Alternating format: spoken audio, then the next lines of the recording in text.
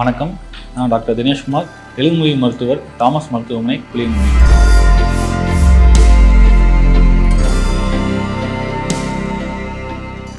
கொஞ்சம் வயசானவங்க, கொஞ்சம் பெரியவங்க, ஒரு 60 வயசு தாண்டின எல்லாருக்குமே எலும்பு ரொம்ப வீக்காகவே இருக்கும்.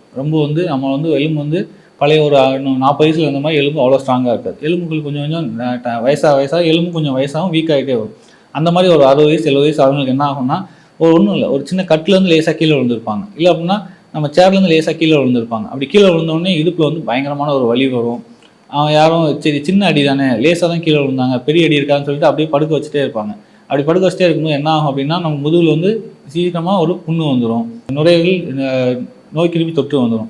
இந்த மாதிரி காம்ப்ளிகேஷன் ரொம்ப மோசமாகிடுவாங்க. அதுக்கு என்ன பண்ணணும் அப்படின்னா, ஃபஸ்ட்டு பக்கத்தில் உள்ள டாக்டரை போய் பார்க்கணும். ஏதாவது எலும்புமுறிவு இருக்கா? ஏன்னா அந்த சின்ன அடி தான் இருக்கும், நமக்கு பார்த்தோம்னா அது பெரிய அடி மாதிரி தெரியாது. ஆனால் சின்ன அடியுமே அவங்களுக்கு வயசானவங்களுக்கு எலும்பு வீக் ஆகிறதுனால எலும்புமுறிவு கொடுத்துருந்தான். அதுக்கான எலும்புமுறிவுக்கு 2 விதமாக ட்ரீட்மெண்ட். ஒன்று நமக்கு ஒரு சின்ன கம்பி வச்சு ஒரு ஆப்ரேஷன் பண்ணுவாங்க. அப்படி இல்லை அப்படின்னா மூட்டு மாற்று அறுவை சிகிச்சை பண்ணுவாங்க. அது எது பண்ணாலுமே நம்ம ஃபாஸ்ட்டாக அவங்கள நடக்க வச்சிடலாம். அப்படி நடக்க வச்சா மட்டும்தான் நமக்கு அந்த மாதிரி முதுகில் புண்ணு வர்றது, இல்லை நுரையீரல் நீர் கோர்க்கிறது, அது எல்லாத்தையும் சமாளித்து அவங்கள சீக்கிரமாக பழைய நிலைமை கொண்டு வர முடியும்.